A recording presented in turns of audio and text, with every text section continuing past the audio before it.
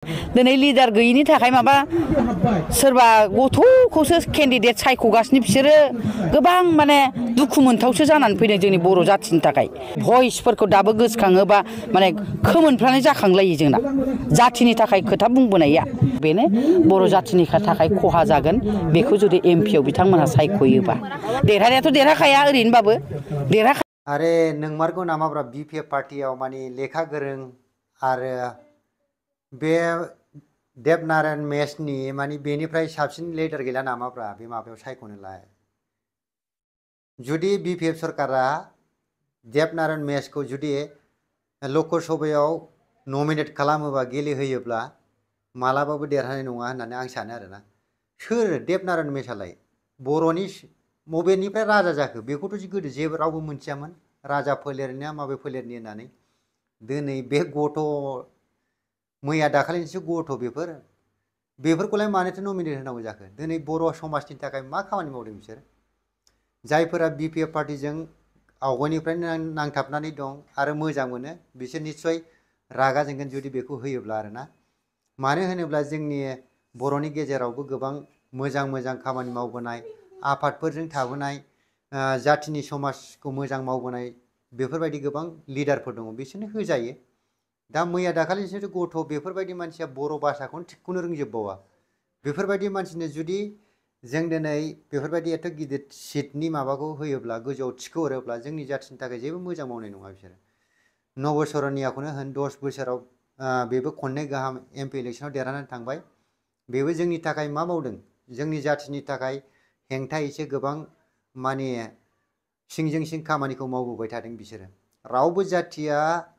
मालाय जाथिनि सिङाव थानानै बै जाथि जाय जाथिया देरसिन बेखौ मोजां जाजानो लुबैखाया बेनि थाखायनो दिनै जायफोर जाय इउपिपिएल होन या बिपिएफ होन जायखि पार्टियानो जाया मानो बर'नि अनगायै रावखौबो सेलेक्सन खालामनो नाङा बेयाव आंनि थाखाय रिकुवेस्ट आरो बियो आरो जोंनि बर'नि साफ्रोमबो रायजो राजाफ्रानो बेखौनो लुबैगोन आरो दा बिना गयारि बुंनाय बायदिब्ला कास्टम बसुमतारीमोन दं प्रहलादमोन दङ बिसोरो जोंनि बर'नि संगठनावनो थानानै गोबां जाथिनि मोजां गाज्रि माने समाजाव बेरखांबोनाय गासिखौबो नुजोबो जुदि बेफोरो गोजौआव सायख'जानानै गोजौआव थाङोब्ला इलेक्सनफोर देरहानानै थाङोब्ला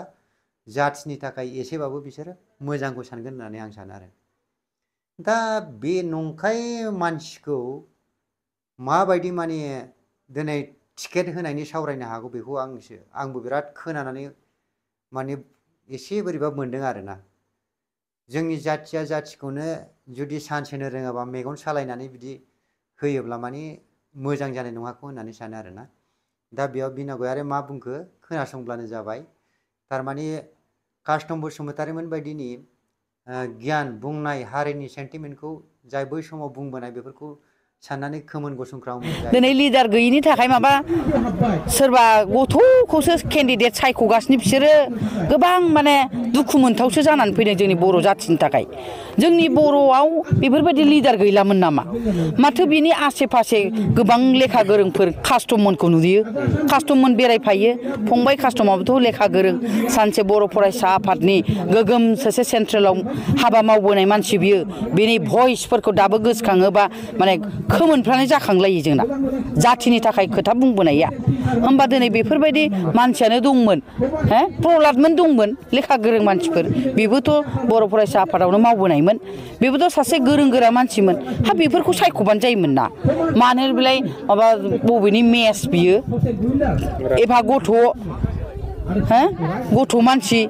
लेखा गोरों जानो हागौ आरो बेयो ओरैबा ओरैसो जोंजोंनो इउपिपिएलआव थानानै हाग्रामाखौ केस खालामग्रा मानसि बियो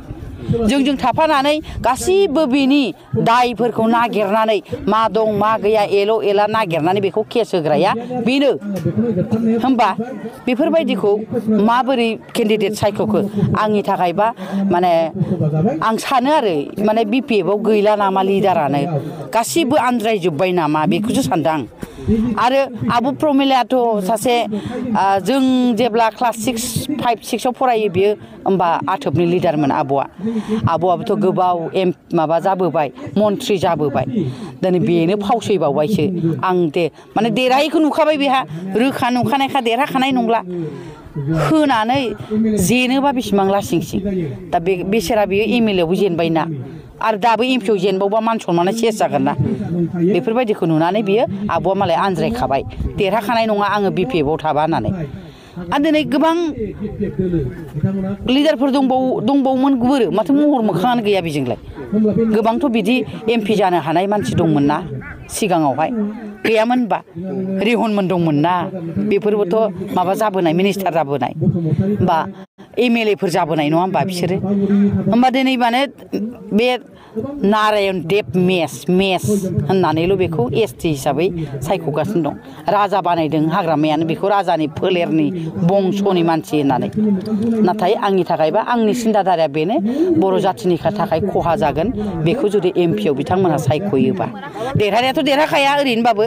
देरहाखाया बे खाथांखा मानो होनबा जोंना इउपिपिएलआ दानि नैबे जोङो जिबायदि बुथ कमिटियाव हिसाब लाजोब्बाय भट लिस्टखौ जों सानजोब्बाय बेखौ जोङो 100% देरहाबाय होननानै जोङो माने फोसावनोबो हाखाबाय जोङो माने जोंहा बुथ कमिटिफ्राव गासैबो जाजोबखाबाय दा बेखायनो आं खावलायबाय जाहाथे बिपिएफफ्राबो एसे सिन्था खालामनानै जा हाग्रामा महिलारिखौसो बुंनो नागिरदां बिथाङा केन्डिडेट होआलासिनो जोंजोंनो ज' थानानै जाहाथे एमपिखौ देरहाहोयो बेखौसो आं बिथांखौ खावलायनो लुबैदों